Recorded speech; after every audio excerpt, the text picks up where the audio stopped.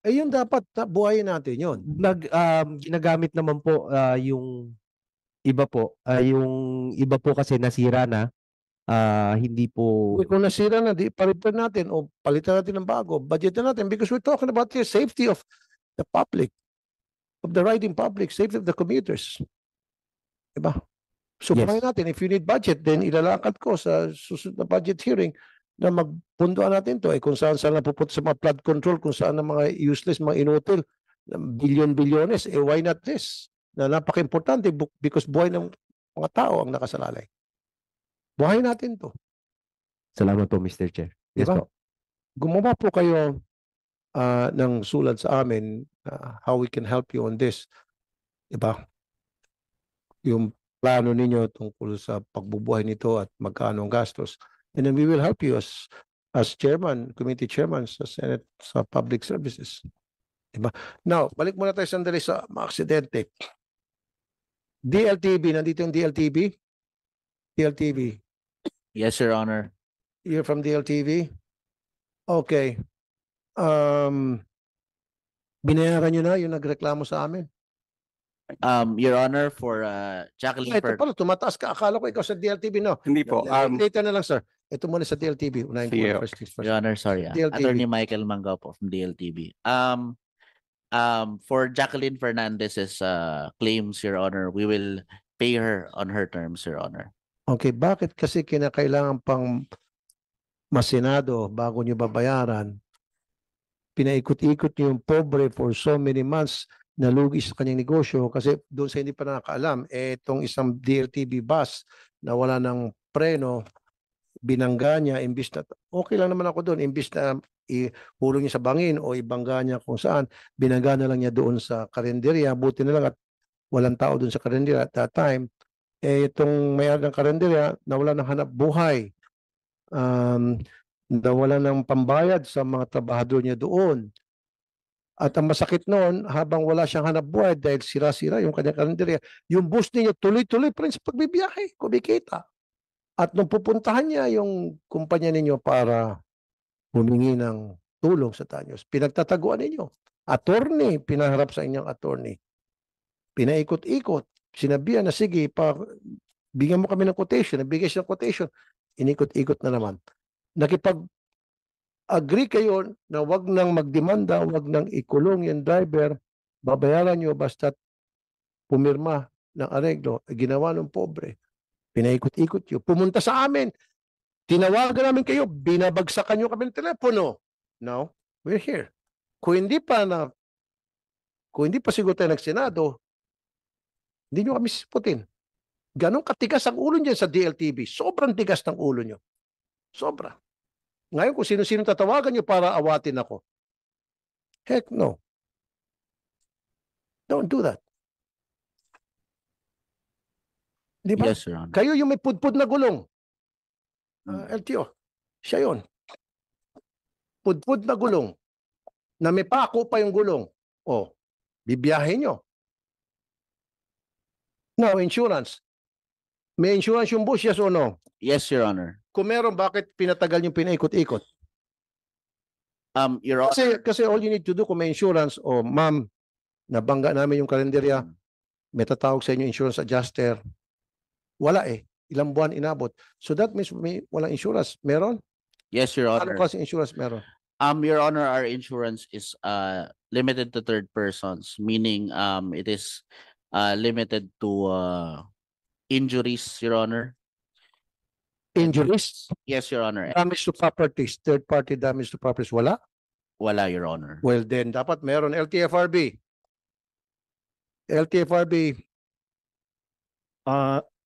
Your Honor, regarding po sa third party liability, sa LTO po yun, Your Honor. Sa amin LTO. po, sa LTFRB po, ang nire-require naman po namin yung passenger insurance po. Nasa yung LTO dito?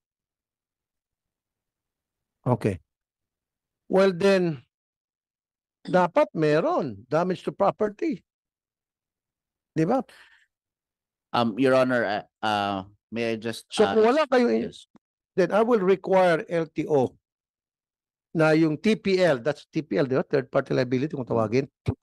Alam ko yung TPL na yun, maraming racket dyan eh. Maraming racket yan. Gusto ko,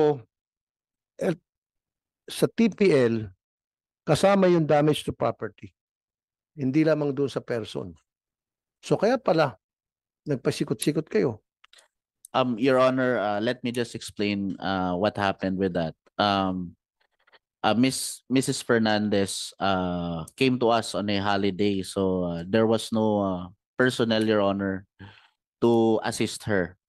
Now, when it comes to giving assistance, we always do that, Your Honor, to claimants who have the right to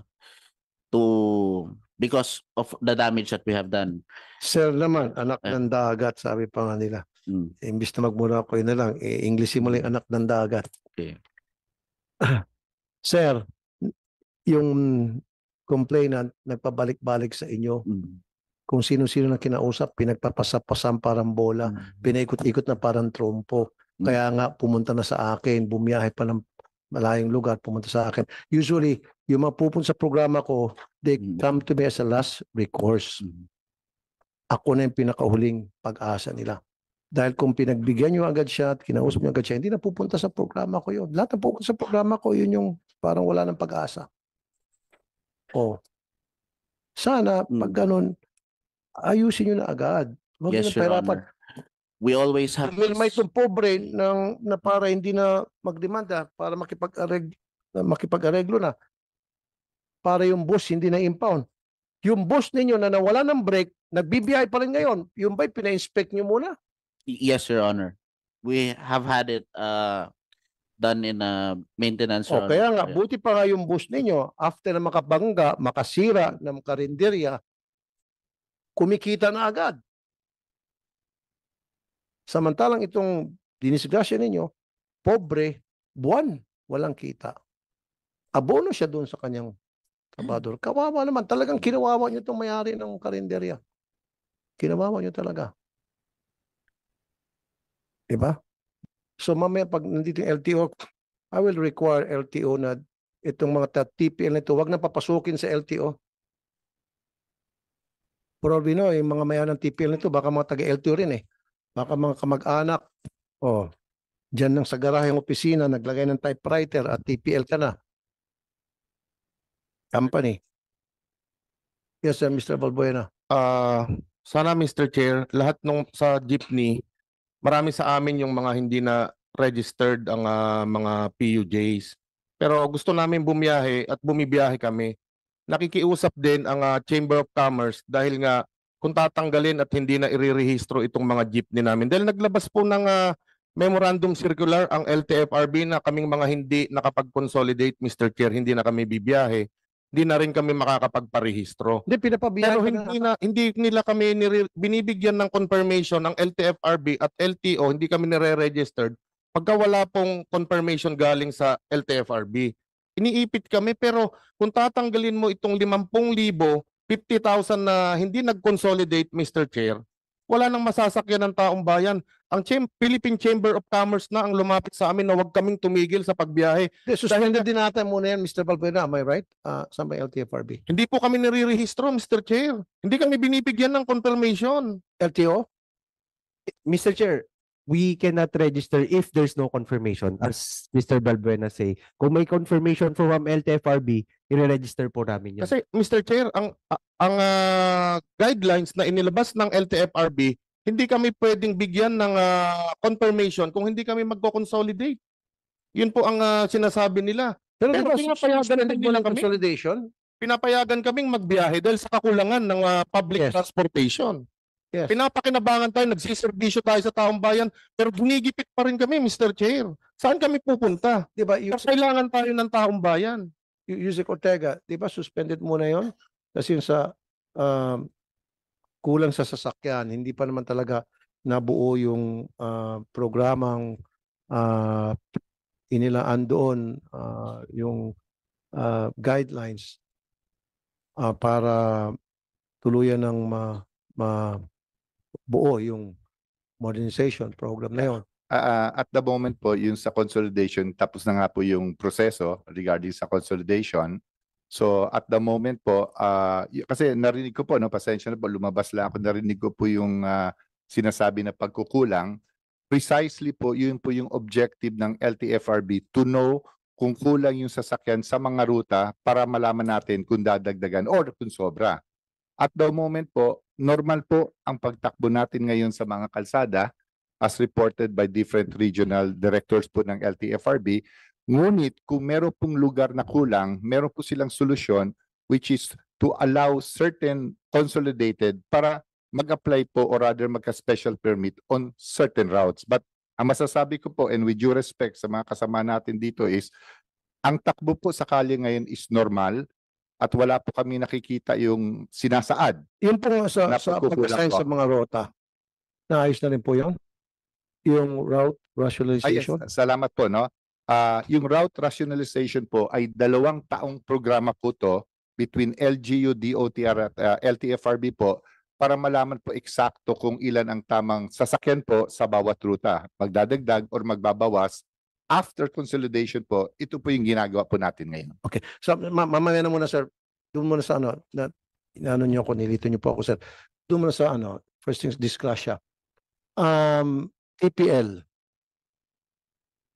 Tulad nitong sa DLTV, nakadisgrasya, nakabangga ng karinderya. Doon pala sa TPL na binibili dyan sa tabi-tabi sa LTO, pang ano lang tao lang daw, injury sa tao. Pero kapag damage to property, hindi raw cover. Paano yan? Opo. Mr. Chair, yung kung ano yung coverage ng isang TPL is nakadepende lang po kami dun sa Insurance Commission kung ano po yung coverage na binili ng isang registered owner. Do not allow these people na nagtitipid ng TPL na wala yung coverage doon na damage to property, yung dental Insurance Commission. Then nanduloko itong mga itong mga may-ari ng TPL. Opo. Naman, make it a requirement na kasama sa coverage yung damage to property. We'll coordinate with the Insurance Commission, Mr. Chair. Di ba? Kaya pala may mga ambulansya, mga sasakyan na nakabangga ng kotse, walang pambayad. Walang pambayad. So useless tong TPL na ito. So kung yung isang bus nakabangga ng kotse, warak yung kotse at walang nasaktan doon sa loob ng kotse, hindi babayaran. Damage to property. Ayun yun, no? O ano ba, nasira yung kotse, hindi babayaran. O nasira yung karinderya. Nasira yung bahay. Yan nangyari, di ba sabi mo, attorney? Manggaw. Yes, Your Honor. Oh. It would usually take us 1.5 months to settle property damages, Your Honor, because we have to also balance it out with our accounts. So paano to, Attorney Greg? We'll coordinate with the Insurance Commission, Mr. Chair, to increase yung coverage po ng TPL to include damage to properties. Exactly. So, yan na yung mga problemang nagsusulputan sa programa ko na yung bus na nakabangga ng kotse, nakabangga ng business establishment, ng bahay pa minsan. Ang tagal bago mabayaran kasi pala walang insurance coverage. Kasi kung may insurance coverage yun, mababayaran agad-agad. So I want that to happen immediately, ASAP. Coordinate with Insurance Commission and then give me feedback in 5 working days, sir. Yes, Mr. Chair. So, anong klaseng inspection ginagawa natin to ensure na lahat ng mga buses ay may mga insurance? Ano po yan, Mr. Chair? Sa kung public utility vehicles po, on the part of LTFRB, hindi po nila i-confirm kung wala pong passenger accident, walang passenger insurance. Pag na-confirm naman po sa amin, hindi rin naman po namin i-register kapag wala pong third-party insurance. So, hindi po mag-go yung registration kung walang electronically uploaded na confirmation and PPL. Okay, and then I'll take questions from them. Di ba gumawa tayo ng inspection, nandun po kayo sir, kasama po kayo. At salamat again for the second time at sumama kayo sa amin. Na-inspect na ba yung mga bus para masiguro yung kanilang mga gulong ay hindi pudpod bago sila bumiyahe? Okay na ho ba yung mga kanilang mga fire extinguisher, yung mga fire exit kapag nag-disgrasya? Yung po ba, na-implement na yun? Yung Tinanggal na ho ba yung mga extra na mga patpat doon na upuan ng mga pasahero, na excess passenger, nag-overloaded? Mr. Chair, as regards po dun sa mga gulong, hindi lang po natin sila, hindi lang po sa garage natin ini-inspect, hindi po sa mga roadside, flag down po natin sila, chine-check po natin yung mga gulong nila kung pudpud na. Kung pudpud na po yan, tinitikitan po yan, tapos yung mga pasahero po, hinahanapan po natin ng lilipatan para hindi na makapagpatuloy pa na sa pagbiyahe. As regards po dun sa requirements po na dun sa loob ng bus as a public utility, we are coordinating with the LTFRB, Mr. Chair, para po ma-mandatory na po nila yan na mailagay po ng mga public utility Yung mga operators. dashcam, CCTV, meron na ba yan? Lahat ng bus? Kasi nung nag-inspect ako, hindi lahat. Kasi importante yung magkakaroon ng CCTV for the safety of the passenger as well. Kasi, ito, bago yung sagutin. Yes, sa Metro Manila, okay. Iba meron, iba wala. Sa probinsya, halos lahat wala daw eh. Kasi nag-react sa comment section yung maraming mga commuters. So dapat pinag-usapan natin dito nationwide, hindi lang Metro Manila and karatig na probinsya. So yung mga CCTV, sir, na-implement yun na yun. Lahat ng buses dapat may CCTV. Even itong mga regular buses dito ay nagpa-apply sa EDSA, Commonwealth. Hindi lang sa provincial buses. Dapat lahat ng bus may CCTV. Yes, Your Honor. Patungkol po dito sa dashcam at saka po CCTV, may requirement po talaga para po doon sa mga bagong applicants. Simula po noong 2018 po, ni-require na po yung mga bagong applicants ng CCTV at dashcam. Ang ginagawa po ng LTFRB doon po sa mga prior po na nakapag-apply po, yun po yung kumukuha pa po kami ng consultation sa mga public utility operators po natin. Siyempre po may dagdag gastos po kasi. Oh no, Opo. stop. Doon po sa Oh, stop. Kayo ang LTFRB, kayong otoridad. Hingi pa kayo ng permiso, konsulta doon sa may-ari ng boss, yung kumpanya, kung okay lang ba maglagay ng CCTV sa lumang bus ninyo, baka dagdag gastos lang yan. Ano bang klaseng otoridad kayo? Huwag na kayo maging otoridad. as No! director. Since you're the authority, you should be the one who calls the shot. God, sorry po. Sorry. Kayo ang magsasabi kung ano yung dapat gawin para sa kapakanan ng riding public. Hindi yung ang magsasalita yung may-ari ng bus company. From now on, I want you, lahat ng mga bus na tumatakbo dyan sa EDSA, probinsya, may CCTV, regardless kung bago o luma yan, sir. And I want in 5 working days, update niyo po ako, sir, kung anong ginawa niyo, sir. Your Honor, Yes, if I Your may, yes, tama po kayo. So magtutulungan po kami ng LTFRB to implement things that you mentioned today, wherein ika nga yung paghingi po ng paalam. I think it is in our authority po to implement things as long as safety po ang ating objective. Thank you, Your sir. Honor. Thank you. Bakit ang magde-decide yung may-ari ng bus kung safe ba ang bus nila o hindi at hindi yung LTFRB? Kayong otoridad eh. And I want all buses, public buses, na merong emergency exit. Na in case of emergency, meron silang bintanang tatakasan. Pag bus na susunog o pag bus na tumaob palayo lang, makakatakas sila. And I want all buses na merong fire extinguisher. Kasi nung mag-inspect ako, maraming wala. At hindi expired. Bagong refill. And I want that fully implemented. At ito pa, isa pa. Tuloy-tuloy pa rin ako nagreklamo. Ayoko na makarinig ng mga bus terminal na naglalagay na may CR para sa kanilang pasahero at naniningil ng 5 pesos, 10 pesos. Lahat ng CR ngayon sa lahat ng bus terminal, libre. Pag ako makatsamba dyan, sa maniwala kayo sa hindi, minsan pupunta ko ng probinsya, pupunta ko Isabela, pupunta ko ng Batangas, subukan ko, pupunta ko ng Cebu, subukan ko pumunta sa bus terminal, incognito. At kapag meron pa rin bus terminal na naniningil sa mga CR, pagmumurahin ko kayo, promise, off-air nga lang. Hindi nga lang sa publiko. Pagmumurahin ko kayo, LTFRB, LTO, ay LTFRB and DOTR, nakapagod na eh.